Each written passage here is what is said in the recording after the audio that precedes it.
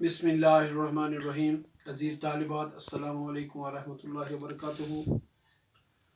سابقہ جو موضوع تھا نذیر اکبر آبادی، حالات زندگی اور ادبی کارنامے، اور آپ کی درسی کتاب میں انہی کی لکھی ایک مشہور نظم بنجارہ نامہ ہے.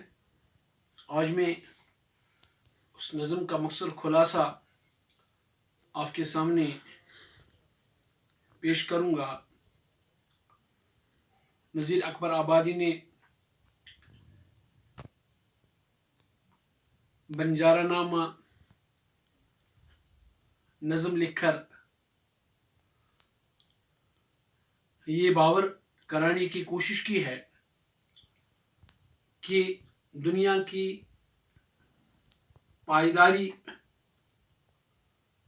عارضی ہے، دنیا ناپائیدار ہے. اس بات کو نذیر اکبر آبادی نے بڑی مہارت کے ساتھ بیان کیا ہے. نذیر اکبر آبادی نے الفاظ کا خوبصورت اور مناسب استعمال اس نظم میں کیا ہے،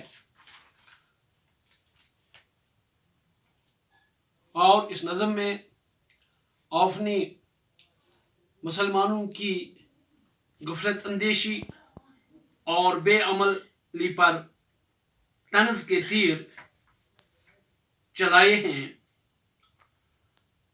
آپ نے برصغیر کے مسلمانوں پر زور دیا ہے کہ وہ کاہلی اور سستی کو چھوڑ کر میدان عمل میں محو جدوجہد ہو جائے، تاکہ دنیا کے باقی اقوام کے ساتھ آپ مقابلہ کر سکیں گے. نذیر اکبر آبادی اس نظر میں کہتے ہیں، میری قوم کی حالت اس قدر بگڑ چکی ہے کہ اب اس قوم کا خدا ہی حافظ ہے، کیونکہ ان میں نہ محنت نہ مشقت کا جذبہ ہے اور نہ تلاش و جستجو کا جنون. وہ فضول قسم کی باتوں میں اپنا وقت ضائع کرتے ہیں. شاعر نے اپنی بات میں وزن پیدا کرنے کے لیے وعظ و نصیحت کے بجائے ایک فرضی لطیفہ پیش کر کے اپنی قوم کی آنکھوں پر پڑا ہوا غفلت کا پردہ ہٹانے کی کوشش کی ہے. چنانچہ وہ کہتے ہیں کہ ایک دن لیلا کی ماں نے مجنون سے کہا، بیٹا اگر تو تعلیم کی طرف رجوع ہو کر ایم اے کر لے تو میں اسی وقت لیلا کی شادی تم سے کر دوں گی.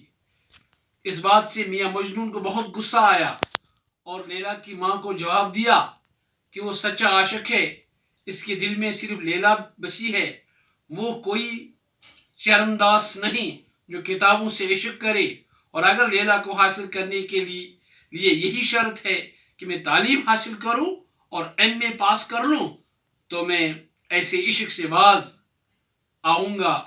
مجھے ایسی لیلا منظور نہیں جس کے لیے مجھے ایم اے پاس کرنا پڑے اور محنت اور مشقت کرنی پڑے. شاعر اس نظم میں محنت اور مشقت کرنے پر زور دیتے ہیں کہ جب تک نہ ہم تمام شعبوں میں محنت اور مشقت نہیں کریں گے تب تک دنیا کے دوسرے اقوام کے ساتھ ہم مقابلہ نہیں کر سکتے ہیں. برصغیر کے مسلمانوں کو چاہیے کہ وہ محنت کریں اور تعلیم کو حاصل کریں، علم کے نور سے اپنے آپ کو منور کریں.